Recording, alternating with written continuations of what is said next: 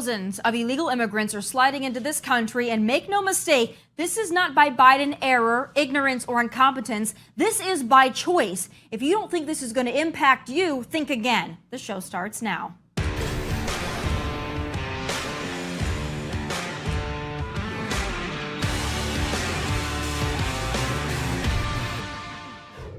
Last week, 83,000 illegals came into this country. That is more than the capacity of Cowboy Stadium. Just let that sink in. That's a large town or the average suburb in America, and that came in one freaking week. But if you ask the bright minds over at the Washington Post, who I assume didn't actually go to the southern border last week, it was just a reset, but not a surge. But the administration, the treasonous administration, wants you to believe they have this under control because this administration thinks you're stupid, and every single one of those traitors are lying to you. And are you ready to be even more infuriated? These illegals, yeah, they are pushing out homeless veterans for space in hotels, housing, and other facilities. The message is pretty clear from up top. If you serve your country and end up homeless, screw you. If you invade our country with no respect for it, Democrats will give you perks, treats, hotel rooms, cell phones, and the key to the whole flippin' kingdom. Illegals are coming to a city, town, or community near you. You can bet on that. What ought to happen is all the states that voted for Biden in 2020 get the illegals. Pack all of your dreamers into blue cities and states, and you enjoy. And as for the holdouts, the patriots, the decent people who are still holding it down in these liberal bastions, those liberal hellholes, get out now. A flood is coming, and you better find an arc and a red state like now. The border can be secured. Trump did it in less than 4 years, and he did it with Democrats and Republicans kicking and screaming. What's happening now is not some Biden blunder. It's a clear and distinct choice, a vision and a game plan to bolster Democrat voter rolls for decades to come. If conservatives, Republicans, the GOP, ultra freaking megas, whatever you want to call us, don't make the border or lack thereof a major election issue in 2024, we simply don't deserve the presidency or Congress or any of it. Close the border, build the wall, protect this country. Joining me now with more of the truth the mainstream media doesn't want you to know, National Border Patrol Council Vice President Art Delgado. Art, it's great to have you back. I wish it was under better circumstances. Thank you, Tomi. I appreciate you having me on. You know, it's been chaotic since day one, to be honest. Day one of this administration is when everything blew up. You're aware of it. You've been talking about it for quite some time. And, you know, now you hear people say, well, you know, it's been a problem for a while. Yet a lot of these individuals, and I'll speak specifically of some of the people from Venezuela that are coming into the country. They're asking for asylum in the United States. Granted, they're supposed to ask for asylum in the first country they stepped in, right? But a lot of these people that are asking for asylum, they've been living in places like Mexico, like Ecuador, like Colombia for 2-3 years. So why did they not ask for asylum back when President Trump was in office? It's obvious. It's because this presidency, this administration has just made it that much easier to come across. And when you talk to these people and you actually ask them, hey, why now? They're very open about it. They'll tell you it's because this is what irks me. And it does bother me. They tell me directly, it's because your president said I can do it and there's nothing you can do about it. And that's how frustrating it is. And, you know, the frustration amongst the agents that are out there putting their lives on the line still each and every day, because they're hearing that from individuals that are obviously breaking the law, and they have no backing from this administration or from many of the leaders within this agency itself.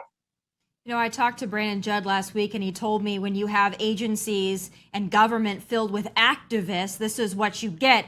But I do want to address some of the news that came out over the weekend. We know that late last week, they reinstated this Trump-era asylum rule where, as you mentioned, you do have to claim asylum in the first contiguous country that you enter. And that was a Trump-era rule that seems like a common sense thing. I'm glad that it has been reinstated, but I'm not fully confident that this is going to actually fully be reinstated, or that there's not going to be loopholes or workarounds, because it seems to me these illegal immigrants, these criminal organizations, these cartels, if they can find a workaround or a loophole, the Biden administration's not going to close the loophole. So where are we with this new, I guess, reinstated asylum plan? Well, it still falls under the famous gotaways that I've talked about for a long, long time. So you're right. They already know the loopholes. They know how to do it. They're going to continue with, pretty much lying and saying, hey, I'm coming from Venezuela, and they'll lie that they weren't in another country, and it's hard for us to prove that they weren't. They ditch all their passports. They ditch all their, documentation that shows who they are or where they're coming from. So that's even harder to prove. And then they come across, they ask for the asylum. But let's get to the point. The cartels are the ones that are telling them where to cross, how to cross, and how large the groups are. And that is what is, sending agents to that area. Now they have to worry about processing, transporting, and everything else. That's when you get the gotaways. So these other individuals that it's harder to prove, that they haven't been in another country or they have serious criminal records, that's where you get the gotaways. And you're going to continue to have those gotaways because of the magnet that the administration has created. But how do you stop it? You stop it by implementing real policies that are already on the books. Nothing new. Just implement the laws that are already there. Detain people at the border when they're coming across.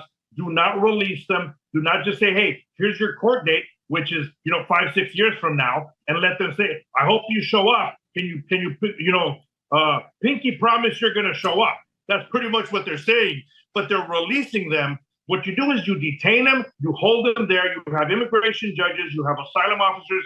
They're on the line. You look at each case, because I believe in immigration, but it's got to be legal immigration. And those that are able and eligible, fine, let's go through the process. But everyone else, you detain and you send back. That will send the message that if you're coming across, it's not a free-for-all, it's not a catch and release. That alone is going to deter the numbers. That's how easy it is. And it doesn't cost the taxpayers that much more money than it's going to cost, because all you have to worry about is detaining them. And it's going to only be for a while. The word will spread and they'll say, I'm not going because now I'm getting detained. Now I actually have to prove my case. And that is what this administration is failing to do. So Art, let's talk about detaining though, because when you already have Border Patrol facilities and even the NGO facilities completely overpacked and overwhelmed, there are statutes put in place that say that you can't detain people for more than a certain number of hours, especially if your capacity is already at a certain limit. So I believe that that's also being exploited because these illegal immigrants, these cartels, they very well know that the laws, the humanitarian laws that we have in place to make sure that these illegals are not detained. So what do we do in that situation where all of these areas, these processing centers are completely overwhelmed? There just is no space.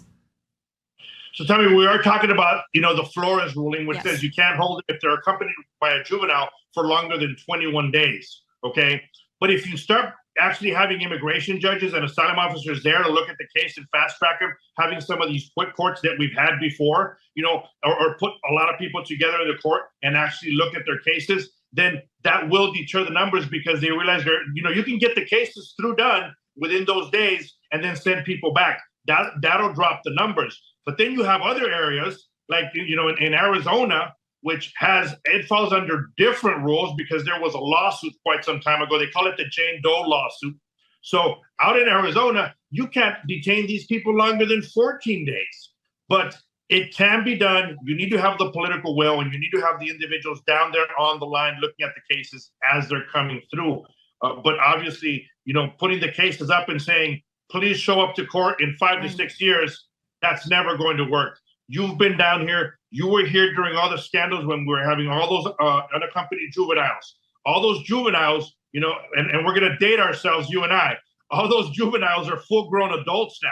Ask this administration if they know where they're at, and none of them are able to tell you. You're right. And speaking of these court dates in a mystical time and place, we actually had, of course, our Fox News crew down there asking these migrants when their court dates were. And we actually have visuals of one individual that their court date wasn't until 2027. So again, by that time, we've already got hopefully a new administration in office, but beyond that, how many children is this person going to have at that point? Then it's going to be, you can't separate the families. This whole thing is a cycle. But I want to talk again about the numbers over the weekend. We had, of course, Mayorkas running to the rescue on the Sunday show on CNN, saying that it's absolutely extraordinary what this administration has done. Let's take a listen, and then I want your reaction. Over the past 2 days, the United States Border Patrol has experienced a 50% drop in the number of encounters versus what we were experiencing earlier in the week. It's extraordinary what we've done over the past 18 months or so. It's extraordinary, Art. It really is extraordinary. I also believe it's extraordinary, but I don't think for the same reasons that Alejandro Mayorkas would say. It's sickening, Tommy, but I am going to tell you what is extraordinary. It's extraordinary that the men and women wake up each and every day. They go put their lives on the line. They continue doing what needs to be done because it's the right thing to do, regardless that this administration and a lot of the leadership within this agency has given agents every single reason not to care and to give up. Yet they're still out there and they're still putting in the hard hours. They're doing what needs to be done. There's still agents in some areas that are still patrolling, but, limited resources because everything's put over there in the processing centers, limited transport. That's just a dangerous situation that they're in. That's what's extraordinary, that they're still doing it because it's the right thing to do. No, you're right. And you know how much I love the men and women of Border Patrol. They do such a fantastic job. They've been demonized for years. They've been undermined, especially in the last 2.5 years. And we give all the credit to those men and women that are still out there, still doing the job. And I'm so glad that you guys are such a voice for those people that are often voiceless. And they've done an extraordinary job, even with all the obstacles and the apprehensions and the marijuana they've seized, the meth they've seized, the fentanyl they've seized. I mean, when you look at the numbers of this stuff, they've really been able to get a lot of it stopped, although we do worry about what's been able to come through no fault of their own, by the way. I want to also talk about these folks on the terror watch list that imagine that have been able to slip through the cracks. Bill Malugin reported over the weekend that in California, an Afghan terrorist on the terror watch list was able to slip through. Art, what should the American people be concerned about on what's coming across this border, especially in the numbers that we're seeing with little to no vetting and then basically a catch and release policy? So the agent has reported that they've apprehended individuals from 160 different countries. That alone is scary. We've talked about a lot of the people that are coming from Venezuela that are coming through El Paso. We're also having a lot of people that are coming from China and from Cuba. Though a lot of those individuals have been coming through, different areas of Texas. In Arizona, you're seeing people that are coming in from Africa, from Pakistan, from Dubai. So it's just so many different individuals from different countries. I know Yuma's been having issues with a lot of people from Russia and Ukraine in the past that are coming through. And those individuals, like you said, they're never going to show up to their court date. They're just coming in, they're getting released. And then look at who it is that's coming across. I just flew out to Texas and I flew out of the Tucson airport. And that airport was jam-packed with a lot of these individuals that had been released through the third-party NGOs. They had been released and they were flying to different parts of the United States. And a lot of them were military-aged men. That's who's coming across and getting released in the United States.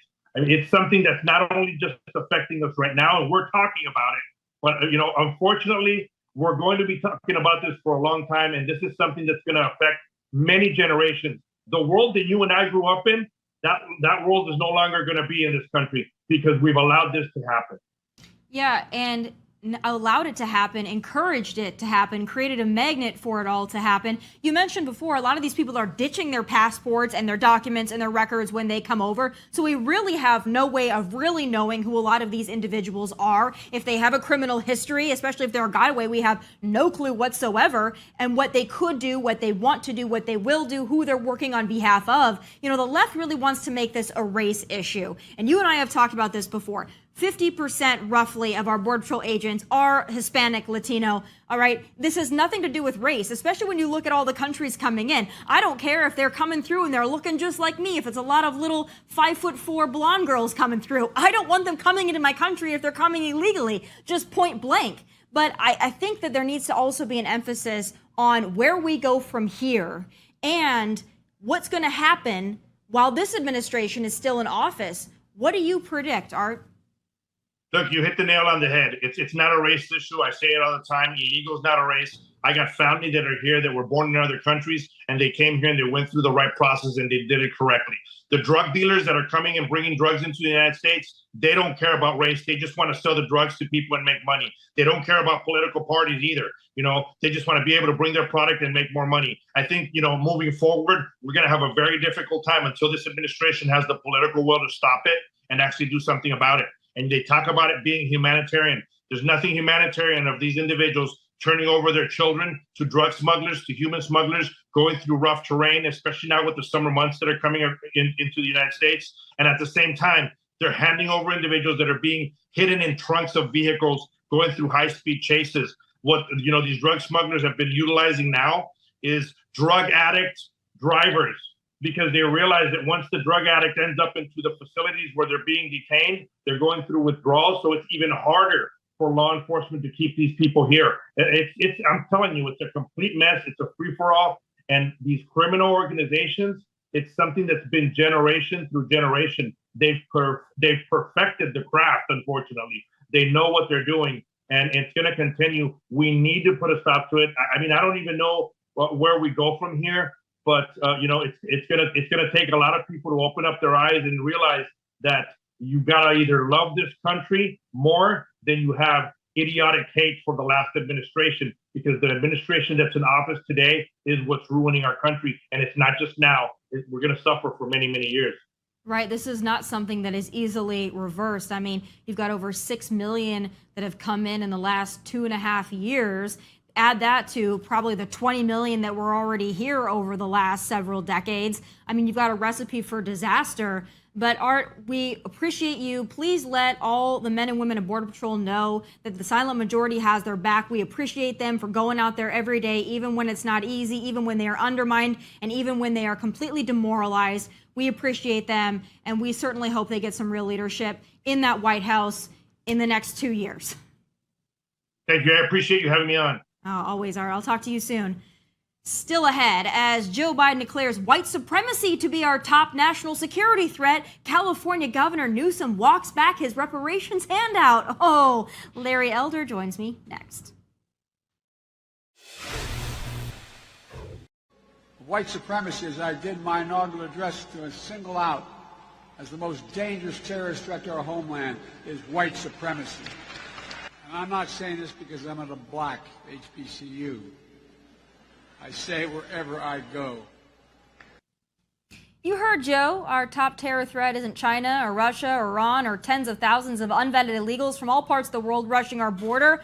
It's white people. But he's not alone. California's reparations task force has proposed cash payments as high as $1.2 million per black recipient to make up for slavery that never took place in California, which makes sense. But here's a tiny little plot twist. Old pandering greasy Gavin Newsom has declined to endorse these payouts. Uh-oh, he's in a real tight spot now. He can either pander or bankrupt his entire state. What to do, what to do. Joining me now with his take as host of the Larry Elder Show, Larry Elder.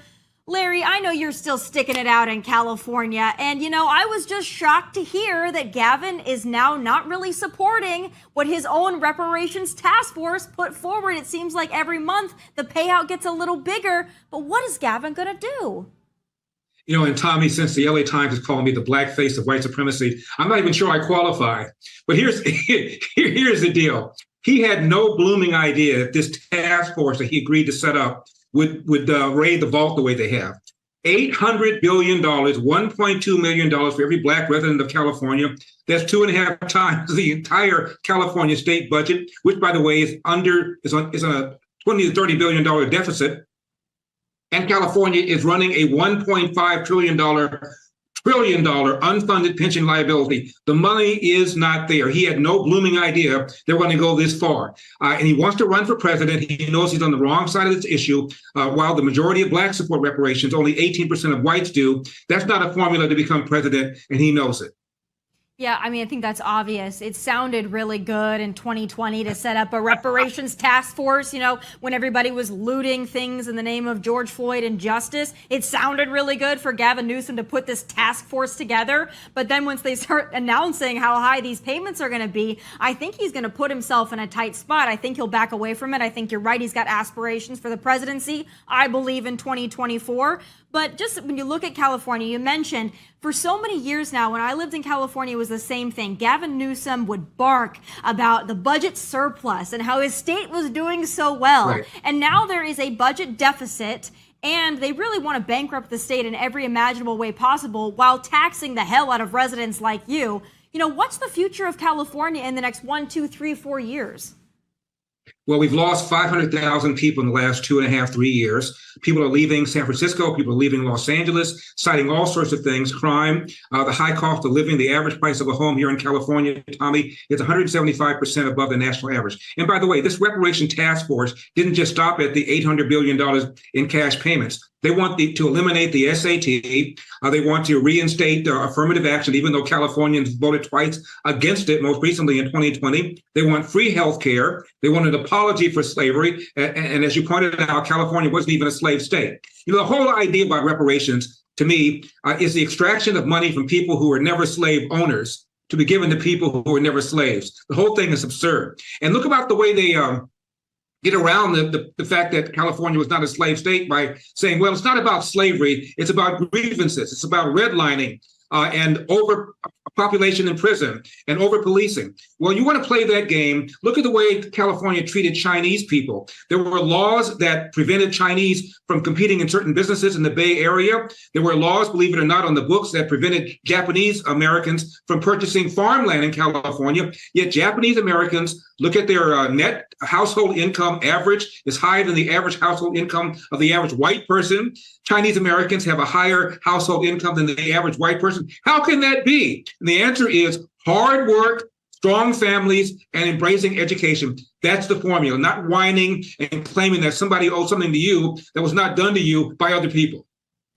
And then Joe Biden, of course, I think someone told him to make that speech. I think every time he makes a speech like that, they say, mention white supremacy, mention fascism, mention ultra megas. But when he's standing up there, a lot of us focused on Joe in that speech, but I was looking behind him and the students he was speaking to were visibly laughing. And if I had been sitting there, obviously would be laughing. But does anybody take this seriously when he says white supremacy is really our biggest threat? I hope not. Look at the numbers. There are around 21,000 homicides most recent year.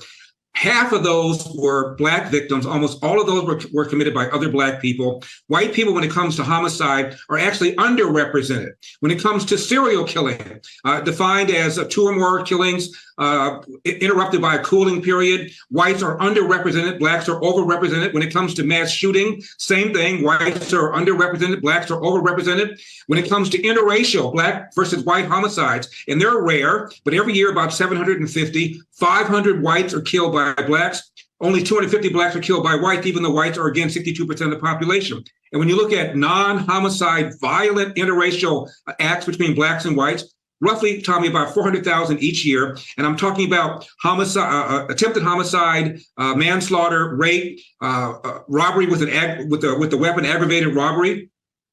85% of them are Black perpetrators and white victims, only 15% the other way around. So whites are committing less crime as a percentage of their population, and Blacks are committing more crime as a percentage of their population. Yet the threat is, oh my God, white supremacists. It is a lie, a complete and total lie, told in order to get Black people angry. So they pull that lever like lemmings to the Democratic Party, because at the top level, unless they get that 95% Black vote, they cannot win, and they know it. Well, we're hoping that that's going to change and people will realize how much better off they were under Republican leadership.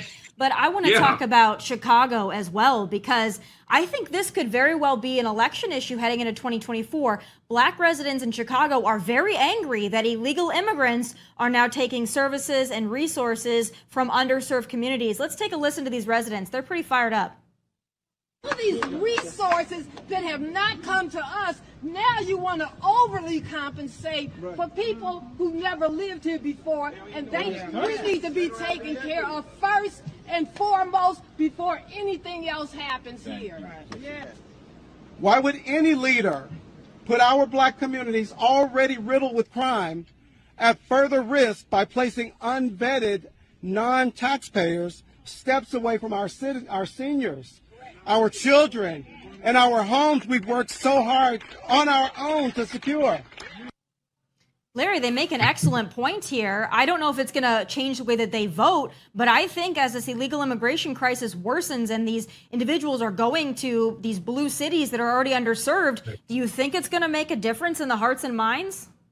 Well, that's why I'm running for president. That's why I'm asking people to go to elderforpresident.com, because I think I can make a difference. There was a study done by the Civil Rights Commission. The group most hurt by illegal aliens are Black and brown people living in the inner city who have high school or less education, because most of the illegal aliens are unskilled.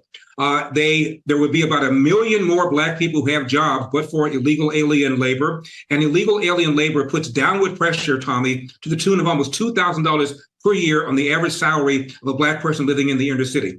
So they're the ones who are most harmed by illegal immigration. And the Democrats, of course, are doing this on purpose. And the people that they're harming are the ones that they purport to care about, i.e. Black and brown people living in the inner city.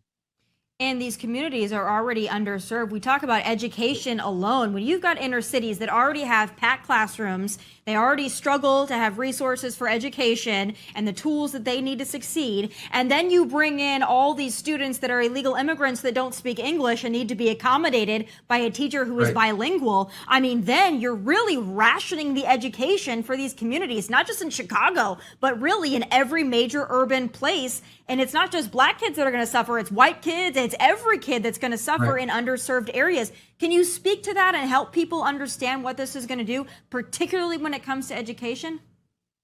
Well, already before this happened, Tommy, you look at the national report card, 85% of Black eighth graders, these are 13-year-olds, can neither read nor do math at grade level. And of course, the Democrats are opposed to school choice, which would dramatically improve that. We spend more money K through 12 than virtually any other industrialized country, with getting worse results. They lost a whole year of learning because of COVID, of math and reading, which is going to translate into earnings loss over their lifetime. And now you're throwing in a bunch of illegal aliens. You know, there was a study done years ago, Tommy, that looked at where public school teachers sent their own school-age kids.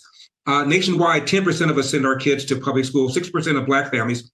49% of Philadelphia public school teachers with school-age kids put their own kids in private school. 39% of Chicago public school teachers put their own kids in private school. So the teachers who know the school system the best aren't putting their own kids in it. What does that tell you? Yeah, that's horrifying. And it's only going to get worse. And it's from the same people who talk over and over again about education and supporting teachers. They support teachers' unions. That's the big difference. Larry, we always appreciate you. And give us your website again for folks to go check out your campaign. elderforpresident.com. I want to raise enough money to qualify for the first debate, which is in August in Milwaukee. elderforpresident.com. Thank you so much, Larry. We appreciate you, and we'll talk to you soon. My pleasure. Thank you. Coming up, Daniel Penny, the Marine who stepped in to restrain the vagrant Jordan Neely on that New York City subway, is now facing 15 years behind bars. And you know I have some final thoughts. That's next. A valiant Marine subdues a mentally unstable vagrant and now faces 15 years behind bars. This is your New York under a Soros-funded DA. And if we don't start winning elections, my friends, this is your America, your Gotham City nightmare nationalized. And I have some final thoughts.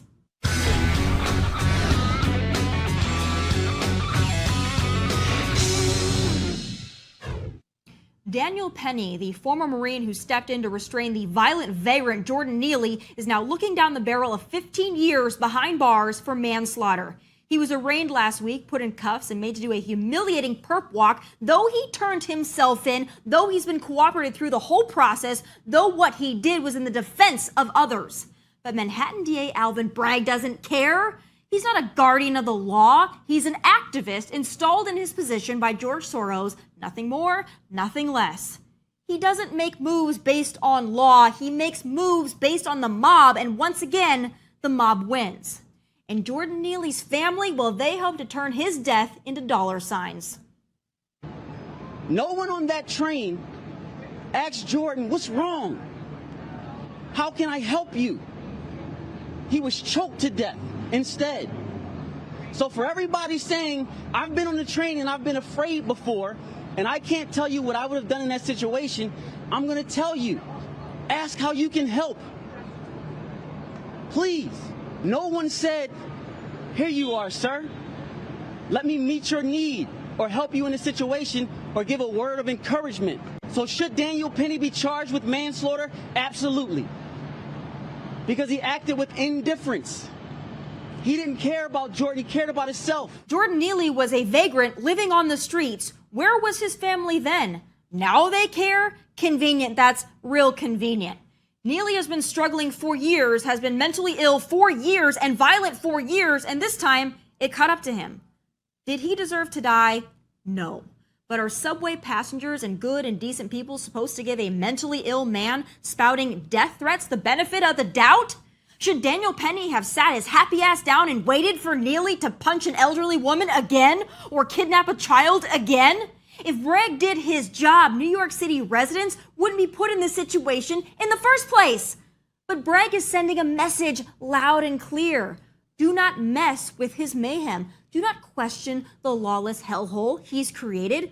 Do not be bold and do not be brave. Let it happen. Let the country go to hell and let innocent people pay the price.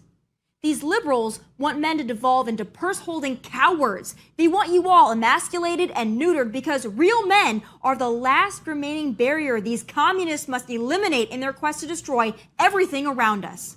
Well, Daniel Penny did something. He stood up, he acted. So I stand with Daniel Penny and every other man who has the fortitude and the character to protect and defend the vulnerable. In a world full of cowards, be a Daniel Penny. Those are my final thoughts from Nashville. God bless and take care.